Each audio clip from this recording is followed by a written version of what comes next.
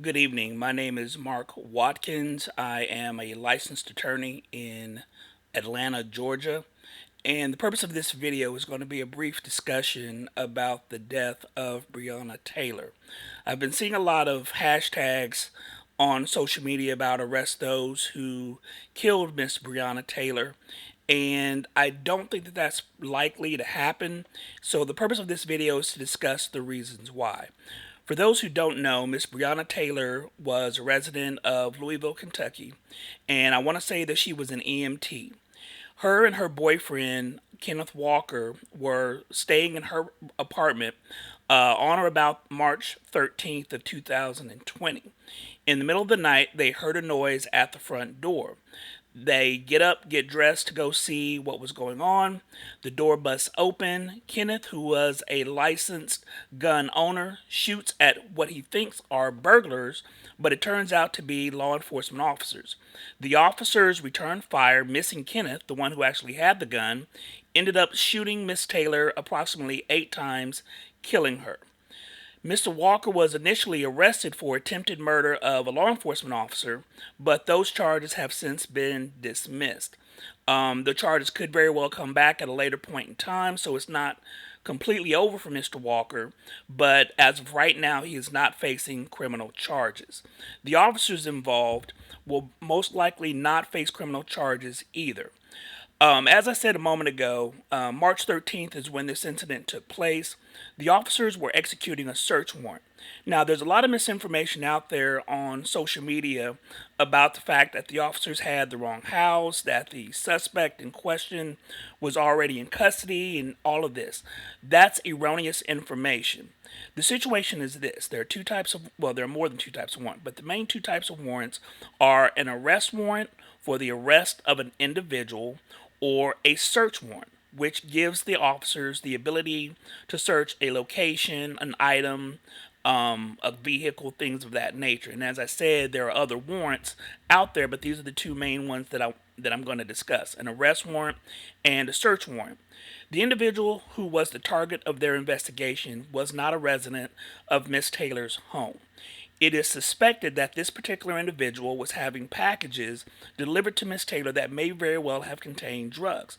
This individual was, in fact, in custody in their jail, but he was suspected to have things sent to her place, so law enforcement got a search warrant, not an arrest warrant. They got a search warrant to search Miss Taylor's residence along with another area where this individual was known to frequent.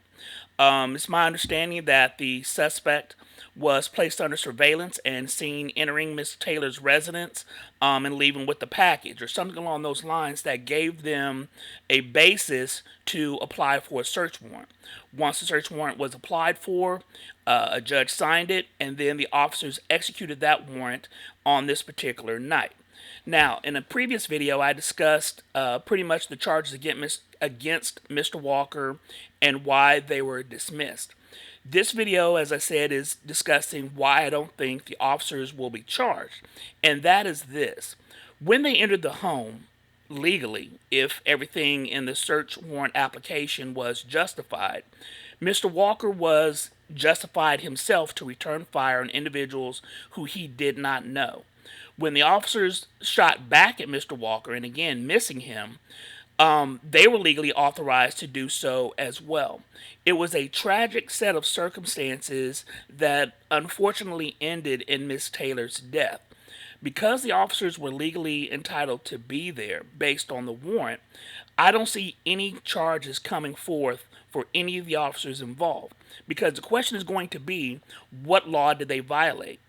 The issue is going to be, yes, they fired, yes, they shot, yes, those shots killed her. But at the end of the day, an examining body, be it the DA or whomever, is going to look at the fact that they, the officers, were fired upon and returned fire, missing Mr. Walker. The only way I can see any type of charges coming forth out of this, any type of criminal charges coming out of this, is if whoever applied for this particular warrant made some type of misstatement, if they lied basically to try to get probable cause for a judge to sign off on it. That's the only way that any possible charges could be had. Outside of that, it is unfortunate for Miss Taylor. It's unfortunate for Mr. Walker. It's unfortunate for their families that they won't have justice in the form of criminal charges. But the only thing that they will be able to do is to sue the city for wrongful death of Miss Taylor. It is an unfortunate situation, but based on the fact that they used a no-knock warrant, which gave them the legal authority to enter into the residence at the time and in the manner that they did, I don't see any criminal charges coming forth. If there are any questions, if you have any comments, feel free to leave them at the bottom of the video.